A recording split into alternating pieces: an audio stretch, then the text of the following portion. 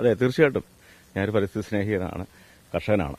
ഞാനീ നമ്മുടെ കോവിഡ് കാലത്ത് ഒരുപാട് ചീര നട്ടിരുന്നു. എൻ്റെ പറമ്പിൽ ഒരുപാട് ചീര നട്ടിരുന്നു.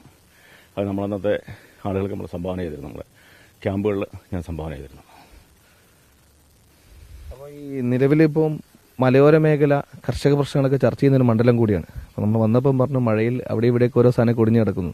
ഈ പ്രശ്നം, ഈ കർഷകരുടെ പ്രശ്നം ഈ മണ്ഡലത്തിലെ പ്രധാനമായി ഉയർത്തുന്ന വിഷയം കൂടിയല്ല. ഇതിലൊരു ബിജെപിയുടെ സൊല്യൂഷൻ എന്താ? എൻഡിഎയുടെ സൊല്യൂഷൻ? കർഷകരുടെ പ്രശ്നം വളരെ പ്രധാനപ്പെട്ട പ്രശ്നമാണ്. ഞാൻ ചുങ്കത ടൗണിന്റെ അടുത്താണ് താമസിക്കുന്നത്. കാണുന്ന കോൺഗ്രസ് ഓഫീസാണ്, അത് ഇലക്ട്രിസിറ്റി ഓഫീസാണ്.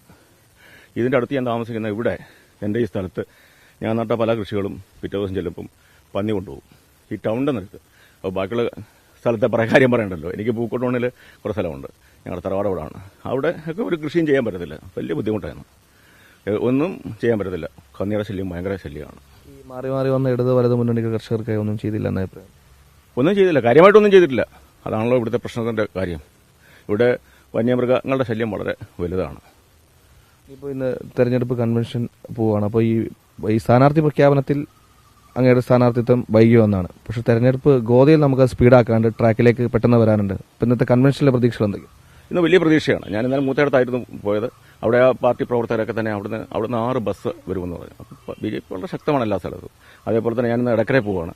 ഇന്ന് അവർ ഷെഡ്യൂൾ ചെയ്തിട്ടുണ്ട് പാർട്ടി, ആ രീതിയിൽ പോവുകയാണ്. വളരെ ശക്തമായ മത്സരം നടക്കും ഇവിടെ. സുരേഷ് ഗോപി എത്തും. ഇന്ന് സുരേഷ് ഗോപി എത്തും, ജോർജ് കുര്യൻ സാർ എത്തും. അതേപോലെ തന്നെ സംസ്ഥാന നേതാക്കൾ ഇന്നലെ ഞാൻ എല്ലാം കണ്ടു. ബഹുഭൂരിപക്ഷം ബിജെപിയുടെ നേതാക്കന്മാർ ഇവിടെ ഉണ്ട്. അവർ പല സ്ഥലത്തും തമ്പടിച്ചിരിക്കുകയാണ്.